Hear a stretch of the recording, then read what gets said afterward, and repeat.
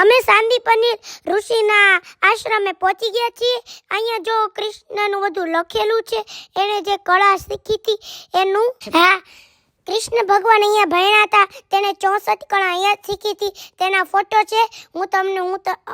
હું અંદર જઈને તમને એ ફોટો બતાવું.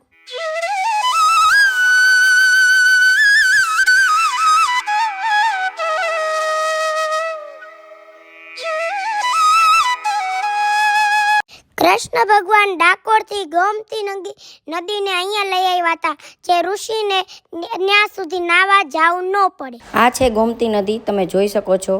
જોરથી બોલો, ડાકોરમાં કોણ છે? રાજા રણછોડ છે. અત્યારે આરતી થઈ છે. મેં તમને કહી દીધું કે હું ડાકોર આવીશ, અને હું ડાકોર આવી ગયો છું. અને હું ત્રણ દાદરા ચડીને અહીંયા ઊભો છું, અને અહીંયા આરતી થઈ છે. અને અહીંયા દીવા પ્રગટે છે. બતાવું તમને. આટલા બધા દીવા પ્રગટે છે. આ ડાકોર છે રણછોડ રાયનું મંદિર. અને અત્યારે તો અમે અહીંયા દર્શન કરી લીધા છે.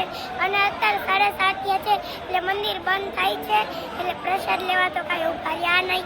અને મને કોઈ અપાવી નથી પ્રસાદ. માર તો લેવો છે, મને બહુ ભાવે આનો પ્રસાદ. અત્યારે આરતી થાય છે અને તમને સંભળાતું થઈ છે. આટલા બધા દોડી અને જાય છે દર્શન કરવા.